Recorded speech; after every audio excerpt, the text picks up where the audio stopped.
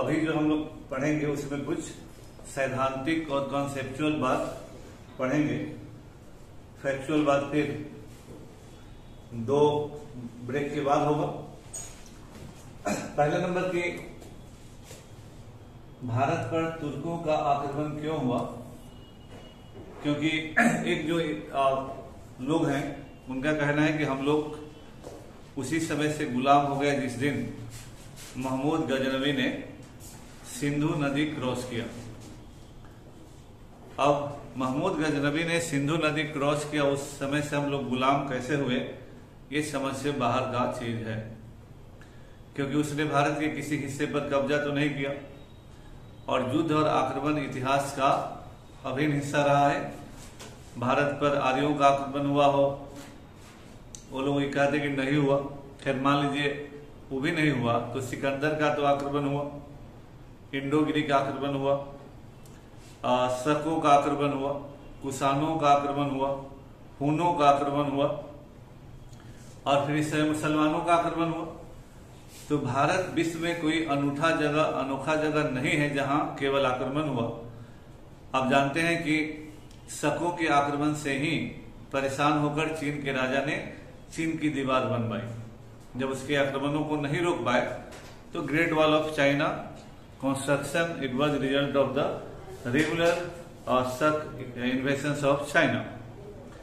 और even NCERT भी पढ़ेंगे तो आप पाएंगे, वो मंगोल हो या कोई भी हो, they all where invading people. और उस जमाने में ऐसा ही चलता था, वो यूरोप हो, एशिया हो, या कोई भी इलाका हो।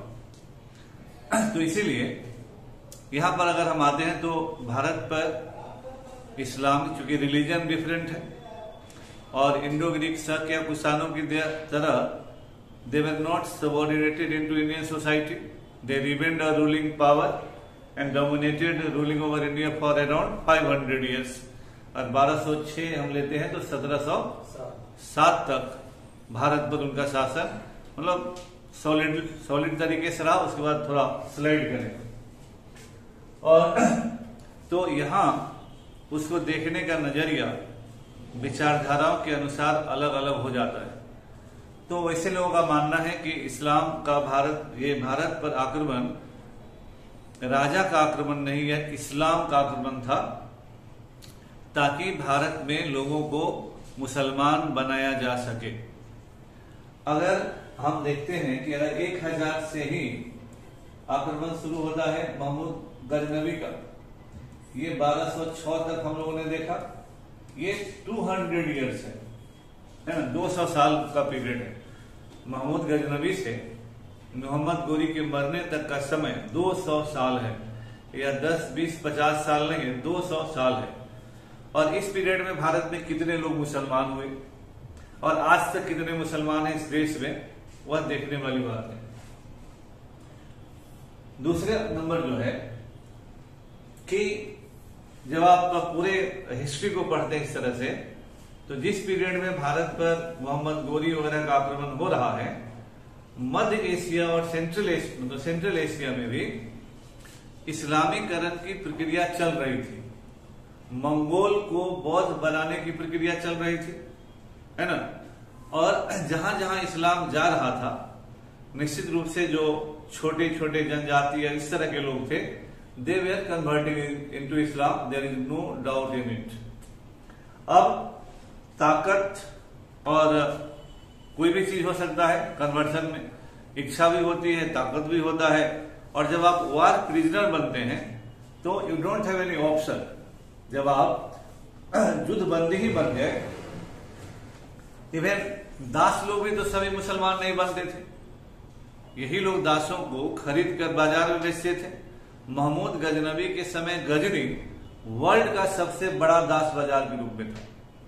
इवन मोहम्मद गोरी कुतुबुद्दीन ऐबक को गजनी में नहीं खरीद पाया, भारत लाया, लेकिन उस समय भी Ghazni was one of the biggest market for slave trade in the world, है ना।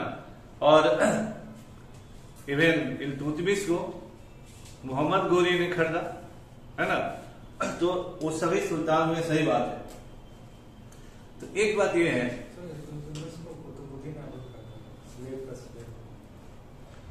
इल्तुतमिश को कुतुबुद्दीन ऐबक ने खरीदा, हाँ, और ऐबक मोहम्मद गोरी का दास था। तो इल्तुतमिश सबसे ज्यादा दाम में बिका हुआ उस जमाने का दास था। अब देखिए पहला नंबर कि इस्लामीकरण की प्रक्रिया was already going on in even central Asia. Mongols were in the process of being converted into Islam. दूसरी ओर भारत में उस समय सामंतवाद था। इस्लाम में थ्योरेटिकली सैद्धांतिक तौर पर भारत की तरह से रूलिंग क्लास नहीं है। फ्यूडलिज्म, तो भारत का सामंतवाद, भारत में सामंत ही राजा हुए और सामंत इनवेरिएबली राजपूत कहलाए। पहले क्लास में हम लोगों ने पढ़ा राजपूत। तो इस समय का जो शासक वर्ग है भारत में वो राजपूत है। राजपूत हेरिडेटरी है, वंशानुगत है।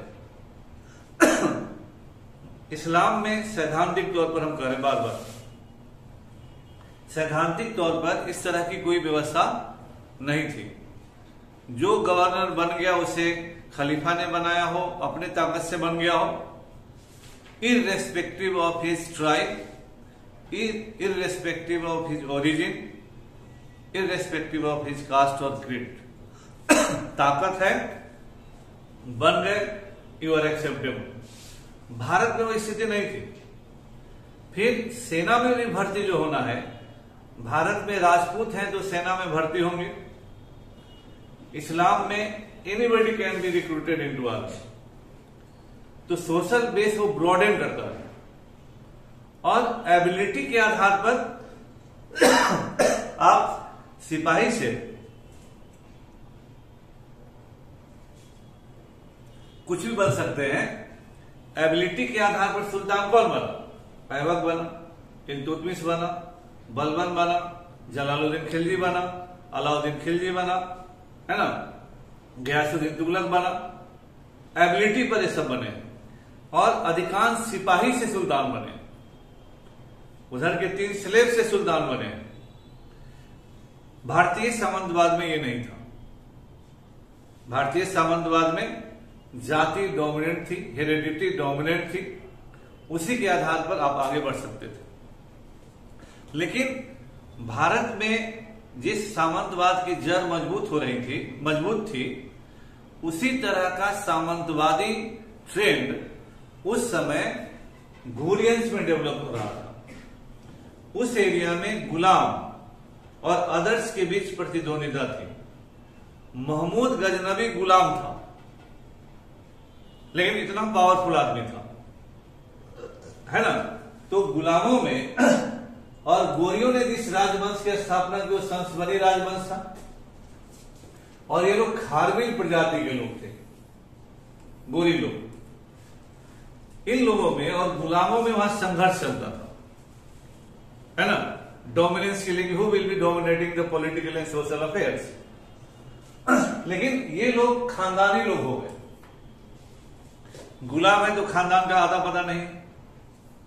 तो स्वाभाविक तौर पर जैसे हम लोग भी देखते हैं अपने सामाजिक जीवन में कि नॉर्मल लाइफ में अगर आप खानदानी हैं और कोई नहीं है तो दोनों में एक डिफरेंस रहता है। और वो कहता है कि हम खानदानी, हम डोमिनेंट हैं। यही बात उस जमाने में उस एरिया में हुआ और ये लोग में भी भारतीय सामंतों की तरह खारमिलों में ट्रेंड डेवलप करने लगा। इसमें भी कई गांवों के जो प्रमुख होते थे वो दहरवान कहलाए और उससे ऊपर का आदमी पहलवान कहलाए। तो एक पद और प्रतिष्ठा का भाव आया, है ना। इन लोगों में गोरी जो थे इसी जाति के लोग थे, इसी वर्ग के लोग थे। तो उसका जो जोर था चलता था उस इलाके में। एक होता है ना कि हाँ जाटों का जोर यहां चलता है, उनका जोर वहां चलता है। तो इन लोगों का जोर, ताकत, प्रभाव उस एरिया में काफी चलता था। दूसरी ओर दासों का भी जोर था, दास भी पावरफुल थे। तो ये पावर स्ट्रगल उस एरिया में था। अब देखिए खानदानी ट्रेंड जब इस्लाम में आता है और मोहम्मद गोरी जब भारत पर आक्रमण करता है तो अपने जाति के एक भी आदमी को भारत में इंचार्ज नहीं बनाता।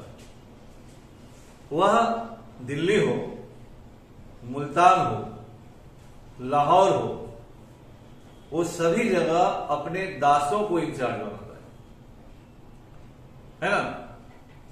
दास अपने सोशल और पॉलिटिकल स्टेटस के लिए मालिक पर निर्भर होता है और अपने खानदान का आदमी जो होता है वो आप ही के खिलाफ विद्रोह करने के लिए तलवार को शार्पिन किए रहता है।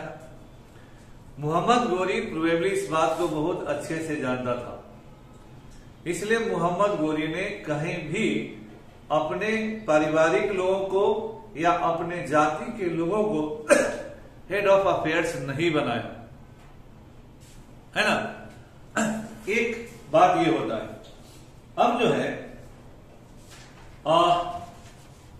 गोरी का खानदान भी खानदान का नाम ले रहा था और भारत के सामंत राजपूत भी खानदान का नाम ले रहे थे। राजचंद्र का जब बात आता है तो वो भी डिवाइन ओरिजिन की बात कर रहे थे, राजपूत भी डिवाइन ओरिजिन की बात कर रहे थे। बहुत कुछ मामले में भारतीय सामंतवाद और गोरियों के द्वारा स्थापित सामंतवाद में समानता है।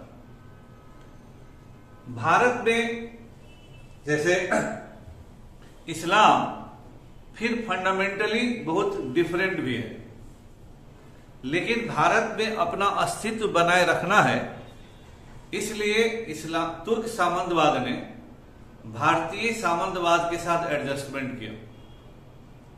दोनों ने एक दूसरे को आगे चलकर कोऑपरेट किया, है ना। युद्ध और लड़ाई अलग बात है, लेकिन जो भी प्रैक्टिकल बात है वो अलग है। तो दोनों में दैवीय सिद्धांत का, फिर अगर हम लोग धार्मिक दृष्टिकोण से देखें तो भी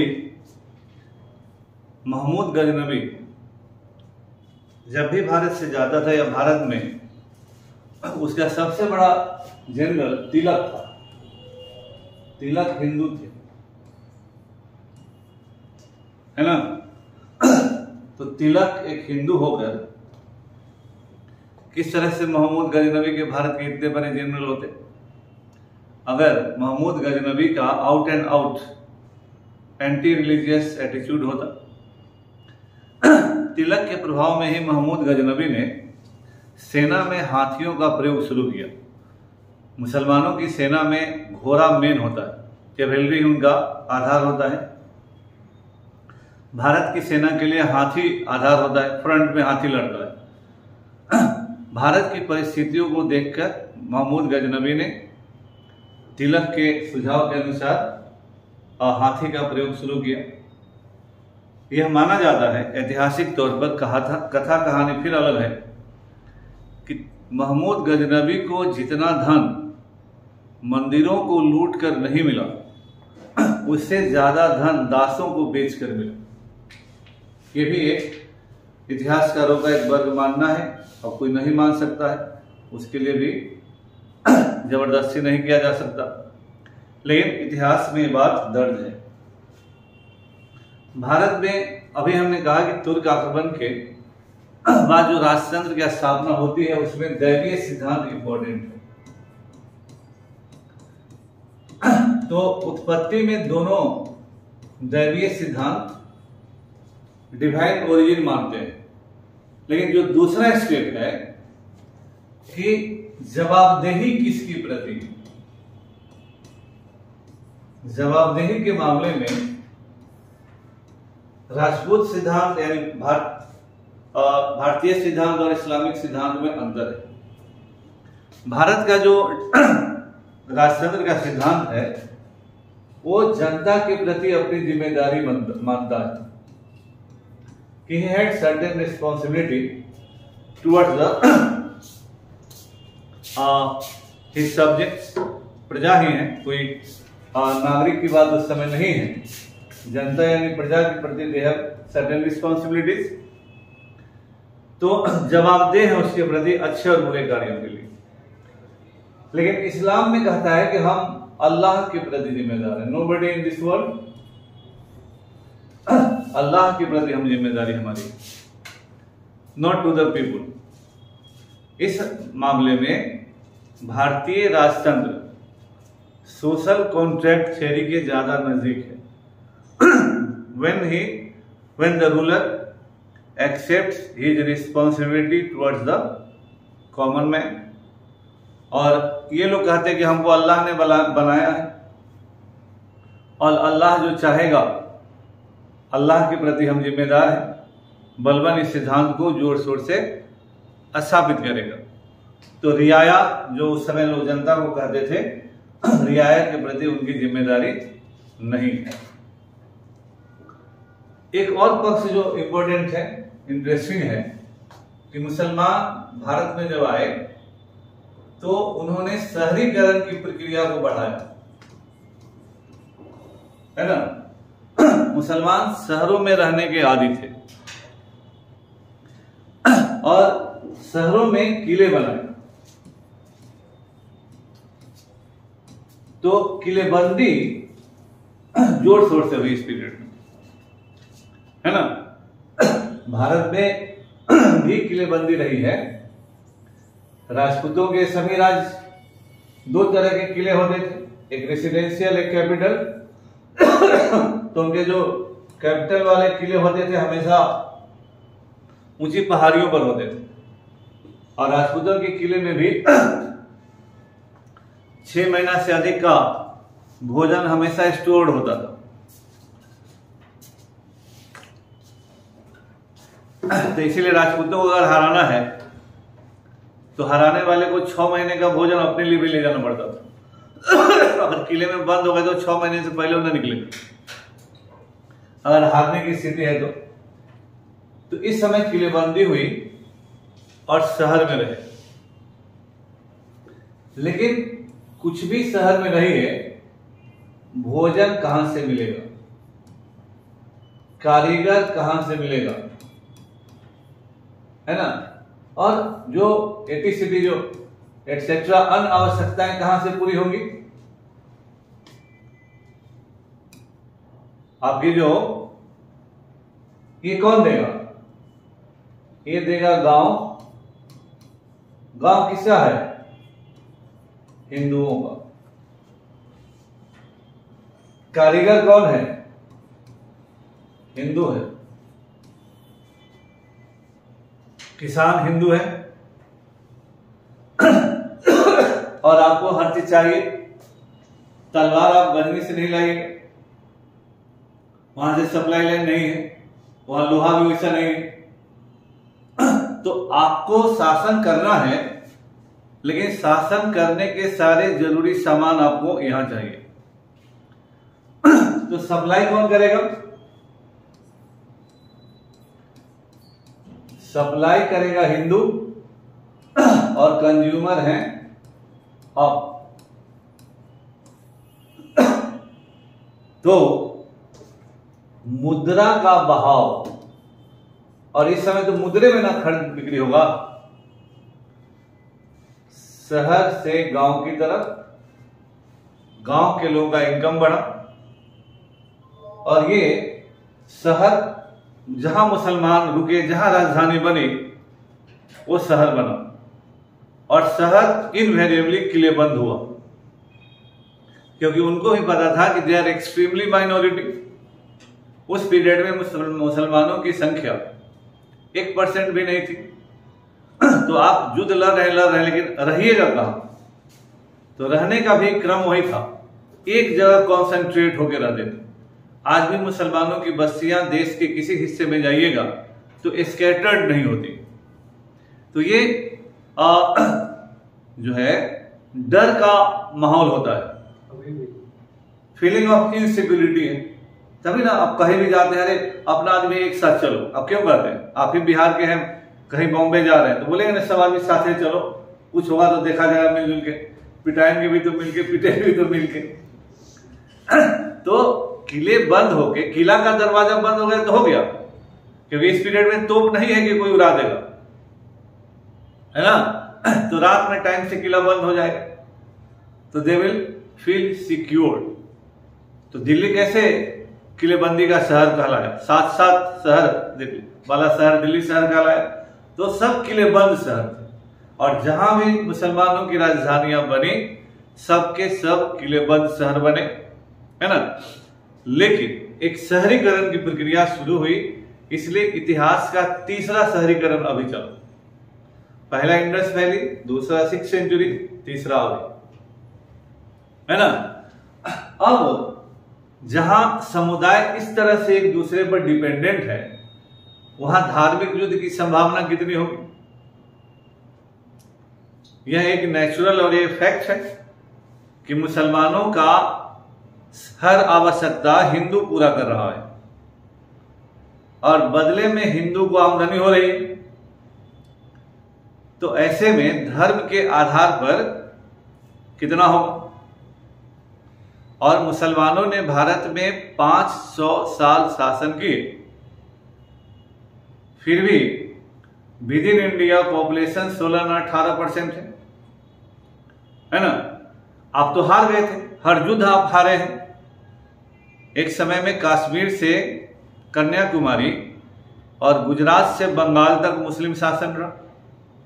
Where your resistance? Had anybody wanted like this, he would have converted the whole India into Islam. क्योंकि आप में युद्ध लड़ने की ताकत होती तो युद्ध लड़े होते, है ना। इसलिए जो फैक्ट है वो फैक्ट है। हाँ, बदमाश है वो बदमाश है, उसको भी इतिहास में कोई डिफेंड नहीं करता है, लेकिन जो फैक्ट है वो फैक्ट है। तो ये स्थिति इस समय बनी और एक शहरीकरण की प्रक्रिया इस जमाने में शुरू हुई। तो कोई मूर्ख ही होगा कि सोने के अंडे देने वाली मुर्गी को हलाल करेंगे। भारत का हिंदू वर्ग उसके भोजन का आधार था। तलवार भोजन नहीं देगा, आप डरा के खेती नहीं करवा लीजिएगा, है ना। तो ये एक इंटरडिपेंडेंस की इकोनॉमी थी इस पीरियड में, और दोनों ने एक दूसरे को सहयोग किया। लेकिन एक दूसरे को सहयोग करने में अनजाने में ही तुर्क सामंतवाद ने भारतीय सामंतवाद की जड़ें खोखली कर दी। ये कैसे हुआ? देखिए, राजपूतों का जो सिस्टम कमजोर हुआ है वो कोई एक स्टेज में नहीं हुआ। जमीन तले धरती खिसक गई, खिसकने के बाद पता चला कि खिसक गई। अब ये एक दूसरे पर डिपेंडेंस है। तुर्क सामंतवाद और भारतीय सामंतवाद कोऑपरेट कर रहे हैं, लेकिन तुर्क सामंतवाद मैसेज किया जा रहा था समाज को। भारतीय सामंतवाद भूमि अनुदान पर आधारित है, लैंड ग्रांट पर आधारित है। भूमि अनुदान वंशानुगत है। Land grant is hereditary in Indian feudalism. आप सेनापति हैं, आपको भूमि अनुदान 5 गांव मिल गया तो मिल गया, आपका बेटा भी रहेगा, पोता भी रहेगा, परपोता भी रहेगा। इस्लाम में क्या है? वहां सामंतवाद राजस्व अनुदान पर है, रेवेन्यू ग्रांट है। It is not hereditary. आप सैनिक हैं, इतना पैसा का इतना गांव आपको मिला, है ना। You are given only revenue grant, and revenue grant is not hereditary, it is not land grant. जब अलाउद्दीन खिलजी शासक हुआ तो ही रिव्यूड द एवरीथिंग। तो जिन लोगों को किसी पद और पोस्ट के लिए रेवेन्यू ग्रांट दिया गया था और वो मर गए हैं, सबका छीन लिया, है ना। राजपूतों में, भारतीय सामंतवाद में ऐसा नहीं हो सकता था। फिर भारतीय सामंतवाद जो है वह जाति आधारित है और ये योग्यता आधारित है। भारतीय सामंतवाद में राजपूत हैं, ब्राह्मण हैं, इस तरह के लोग हैं, only then will be getting the revenue land grant, nobody else will be given the land grant and that is hereditary. तो जाति पर आधारित भूमि अनुदान है। इस्लाम में योग्यता पर आधारित राजस्व अनुदान है। Anybody if you have the capability, आप सरदार बन गए, अमीर बन गए, you will be getting the revenue grant. इस्लामिक सामंतवाद सामाजिक बेस को ब्रॉडन करके मैसेज देता है कि anybody who has the capability irrespective of his caste and creed can get any post। भारतीय सामंतवादी सामाजिक व्यवस्था में रहने वाला कोई भी व्यक्ति इस तरह के प्रमोशन, इस तरह के पद और प्रतिष्ठा की उम्मीद नहीं कर सकता था। तो इस इस्लामिक सामंतवाद में तो भारत में दोनों कोऑपरेट किए, लेकिन इस्लामिक सामंतवाद ने ब्रॉडर सोसाइटी को मैसेज दिया कि यह बेटर सोशल सिस्टम दे रहा है, बेटर इकोनॉमिक पॉलिटिकल अपॉर्चुनिटी दे रहा है। तो इसका पॉजिटिव मैसेज गया and it went against Indian feudalism. ठीक है। भारतीय सामंतवाद में जाति व्यवस्था शुरू से है, लेकिन फिर हम करेंगे जो थ्योरेटिकल रूप से जाति व्यवस्था इस्लाम में नहीं है। लेकिन जियाउद्दीन बर्नी सबसे सैडिस्टिक हिस्टोरियन है और दिल्ली सल्तनत के बारे में ऐतिहासिक जानकारी का सबसे ऑथेंटिक स्रोत भी है, लेकिन वह बहुत बड़ा जातिवादी है और बहुत बड़ा बाइगॉड भी है, फंडामेंटलिस्ट भी है, एंटी हिंदू भी है। वह शेख सैयद पठान मुगल की बात करता है और वो कहता है कि निम्न जातियों के हाथ में जब सत्ता जाती है तो वही दुर्गति होता है जो वो देख रहा था अपने समय में, है ना। तो वह जाति आधारित कुल और खानदान और उच्च कुलों के हाथों में सत्ता देखना चाहता था, है ना। तो वह इस्लाम के उस थ्योरेटिकल बातों को डिफाई कर रहा है जहां मनुष्य और मनुष्य में कोई फर्क नहीं माना गया। एकता या थ्योरेटिकली इस्लाम सबसे ज्यादा इगैलिटेरियन रिलीजन है, लेकिन इस्लाम जहां गया लोकली एडजस्ट कर गया। इसलिए अफगान हो गया, तुर्क हो गया, पठान हो गया, मंगोल हो गया, भारतीय मुसलमान हो गया, अरब मुसलमान हो गया और भारत में जातियों का लाइन लग गया इस्लाम है ना। तो भारत जैसा जाति व्यवस्था इस्लाम में और कहीं भी नहीं है। तो इस तरह से भारत में जो इस्लामिक शासन स्थापित होता है उसके अपने भी फीचर है, भारतीय व्यवस्था के साथ एडजस्ट करेगा और आगे चलकर कॉन्फ्लिक्ट एंड कोऑपरेशन दोनों के सिद्धांत पर आगे बढ़ेगा। लेकिन इनके आगमन के साथ ही भारतीय सामंतवाद की जड़ें कमजोर होने लगेंगी। तो एक थ्योरेटिकली ये लोग कमजोर करेंगे, दूसरा अकबर का मनसबदारी व्यवस्था राजपूतों के रहे सह फाइटिंग स्पिरिट को खत्म कर देगा। सत्ता पर या सत्ता के साथ अलाइनमेंट मनसबदारी व्यवस्था राजपूतों में ला देता है और यही टेंडेंसी सब्सिडरी अलायंस में चला जाता है जब ये सत्ता के साथ ही लगातार अलाइन करते हैं। और यही सबसे बड़ी दुर्गति रही राजपूतों की भारत के इतिहास में।